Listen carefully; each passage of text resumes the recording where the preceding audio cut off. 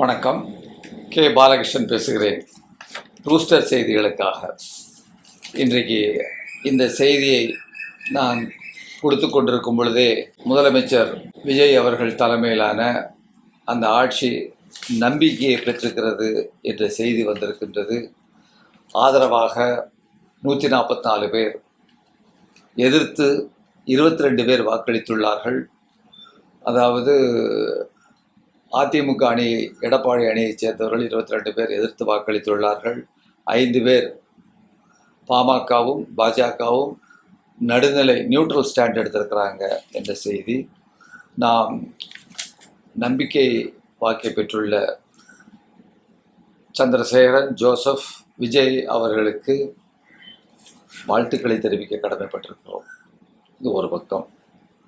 இந்த தேர்தல் முடிவுகள் என்ன செய்திகள் சொல்லுகின்றன என்பதை பார்க்கும் பொழுது முக்கியமான செய்திகள் நிறைய இருந்தால் கூட ஒரு செய்தியை நான் சொல்ல விரும்புகிறேன். இந்தியாவிலேயே கோயில்கள் அதிகமாக இருக்கக்கூடிய மாநிலம் தமிழ்நாடு.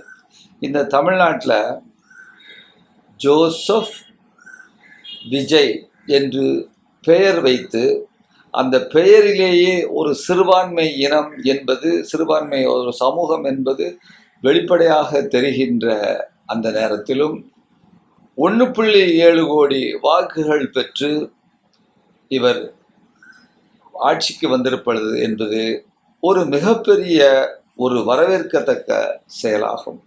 மதவெறியை தூண்டுகின்ற மதவாத சக்திகளுக்கு ஜோசப் விஜய் என்ற பெயரோடு வந்திருப்பது, ஆட்சிக்கு வந்திருப்பது அவர்களுடைய முதுகெலும்பை முறிப்பதாகும். மதவாத சக்திகளினுடைய முதுகெலும்பை முறிக்கக்கூடிய செய்தியாகும்.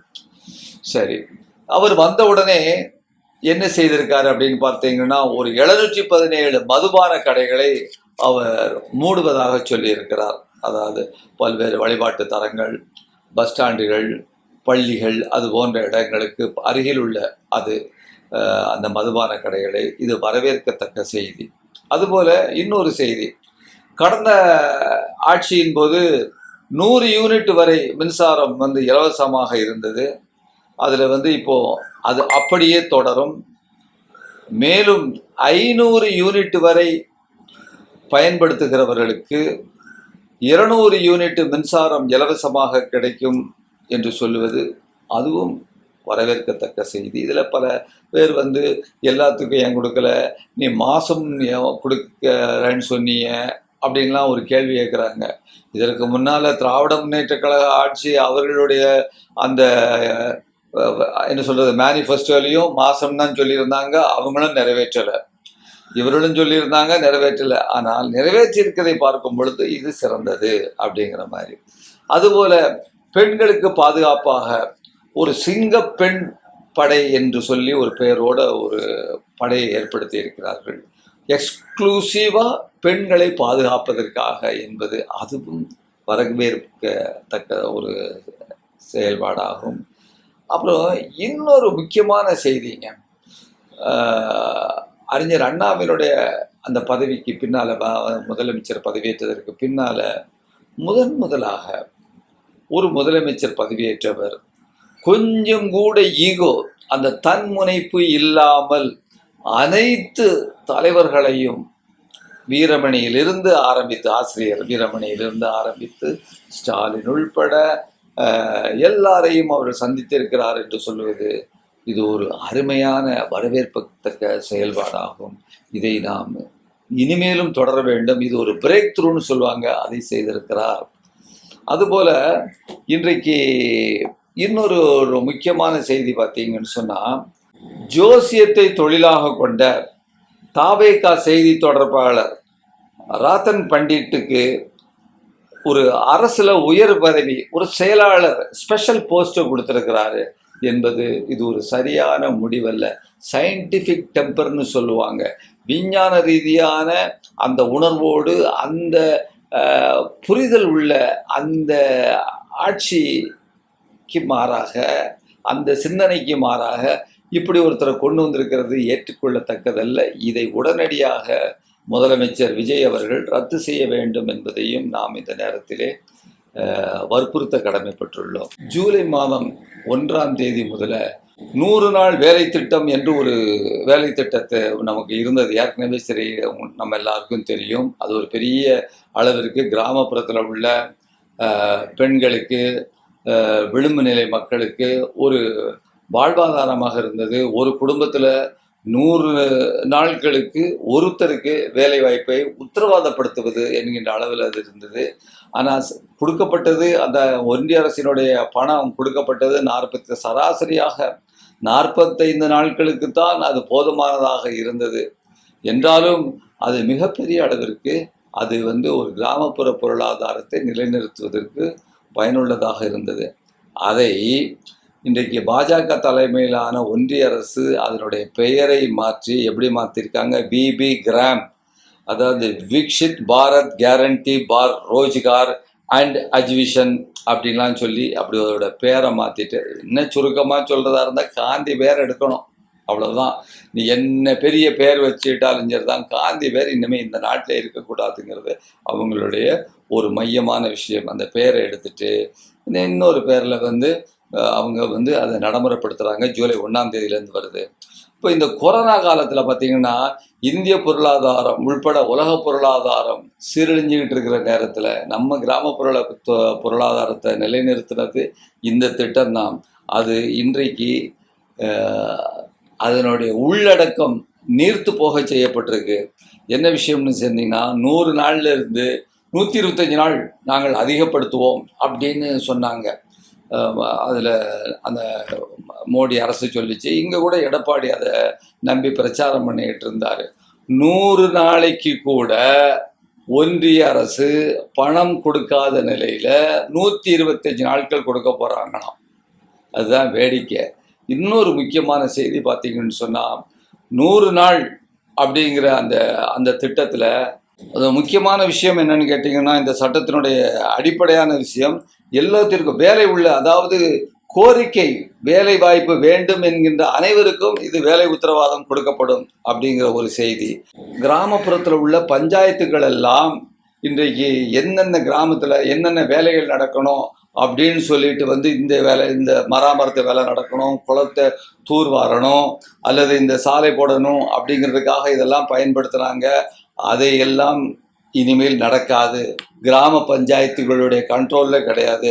அப்போ யார் கண்ட்ரோலில் இருக்குன்னு சொன்னால், டெல்லியில் நியமிக்கப்படுகிற சில அதிகாரிகள் தான் இந்த மாநிலத்துக்கு எவ்வளவு நாம் பணம் ஒதுக்க வேண்டும், எந்த ஊரில் எந்த பகுதியில் என்ன வேலை செய்யணும் அப்படிங்கிறத அவர்கள் தான் தீர்மானிப்பார்கள் என்ற செய்தி. இன்னொரு முக்கியமான செய்தி, மாநிலம் என்பது 10%, ஒன்றிய அரசு 90% இந்த எக்ஸ்பெண்டிச்சரை செலவை பண்ணிக்கிட்டு இருந்தாங்க. இனிமேல் ஒன்றிய அரசு 60%, கிராமப்புறம் அதாவது மாநில அரசு 40% பண்ண வேண்டிய தேவை உள்ளது என்று சொல்லும் பொழுது, மாநில அரசிற்கு அதிகப்படியான செலவினம் என்பது இன்றைக்கு மாநில அரசுக்கு ஏற்பட்டிருக்கிறது என்ற செய்தி இன்றைக்கு மிகவும் வருத்தமளிக்கிறது. ஜூலை 1ஆம் தேதியிலிருந்து இந்த மன்ரேகா திட்டம் என்று நம்ம ரொம்ப வாஞ்சையோடு சொல்லக்கூடிய 100 நாள் வேலை திட்டம் என்பது இன்றைக்கு ரத்து செய்யப்பட்டு வேறொரு உள்ளடக்கத்தில் நீர்த்து போன வடிவமாக வருகிறது. சரி, இது ஒரு செய்தி. அடுத்த செய்தி, மேற்கு வங்காளத்தில் அதிகார துஷ்பிரயோகம் அதை செய்து ஒரு மிகப்பெரிய அளவிற்கு ஒன்றிய அரசு அதாவது நம்முடைய அரசியலமைப்பு சட்டத்திற்கு மீறாக நடந்திருக்கிறதுக்கு ஒரு சின்ன உதாரணம் நான் சொல்கிறேன் பாருங்க. மேற்கு வங்காளத்தினுடைய தலைமை தேர்தல் ஆணையராக இருந்தவர், அவர் பேர் என்னன்னு கேட்டிங்கன்னா மனோஜ்குமார் அகர்வாலியா. அவர் என்ன செஞ்சிருக்காருன்னா, அவர் தான் தலைமை தேர்தல் ஆணையராக மேற்கு வங்காளத்தில் தேர்தலை நடத்தியிருக்கிறாரு. ஆனால் அவர் எப்படி நடத்தினார்னா, எஸ்ஐஆர் மூலமாக தேர்தல் நடத்தினார். எஸ்ஐஆரில் என்ன செஞ்சாங்க, 90 லட்சம் வாக்காளர்களை நீக்கிவிட்டு 34 லட்சம் வாக்காளர்கள் அடையாள அட்டைகள் எல்லாம் டாக்குமெண்ட்டு கையில் வச்சிருக்கிறான். அந்த டாக்குமெண்ட் எல்லாம் அவங்க அப்பீலில் போகணும்னு சொல்லியிருக்கிறாங்க.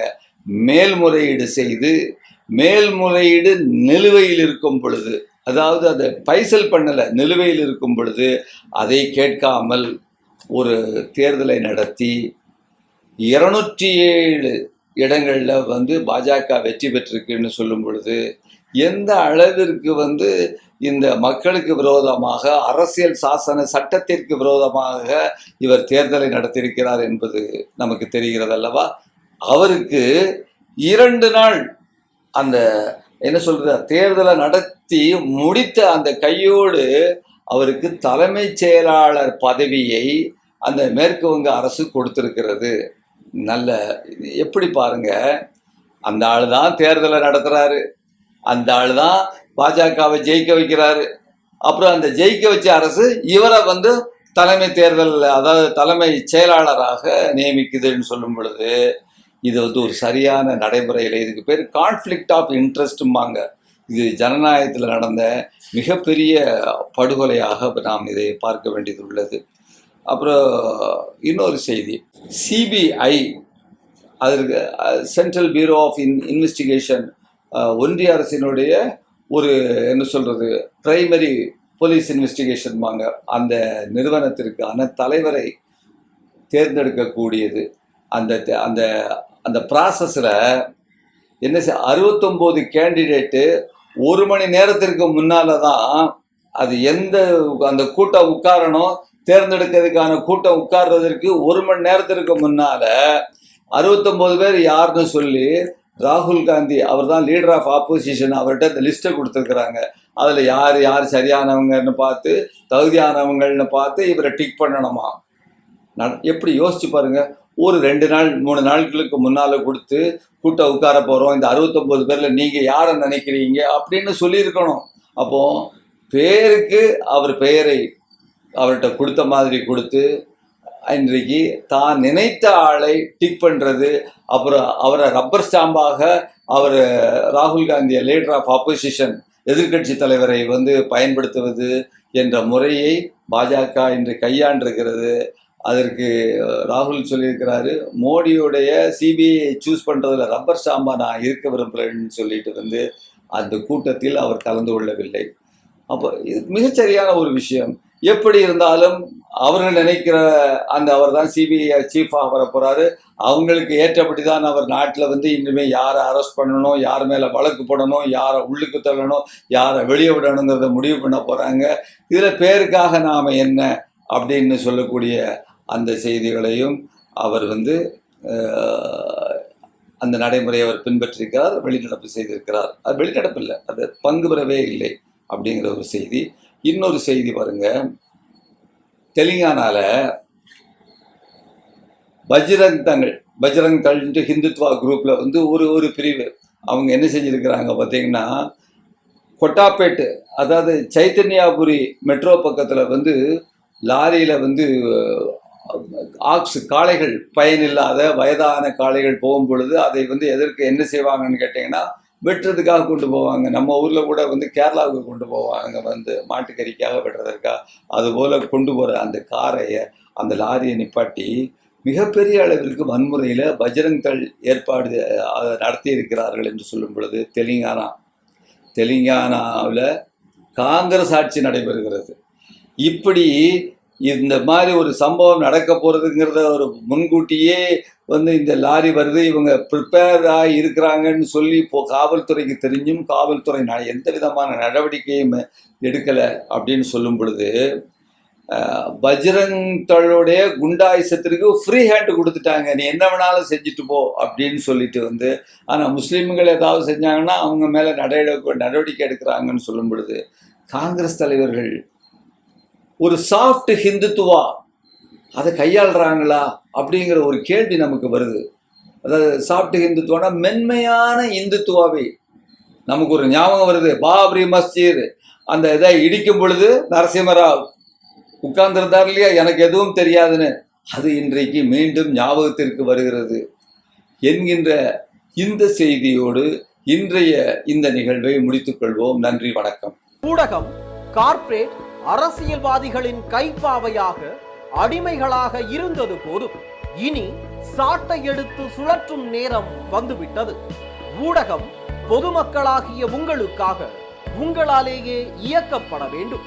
ஊடக சுதந்திரத்திற்காக உங்களின் பங்களிப்பை இன்றே அளித்திடுங்கள்.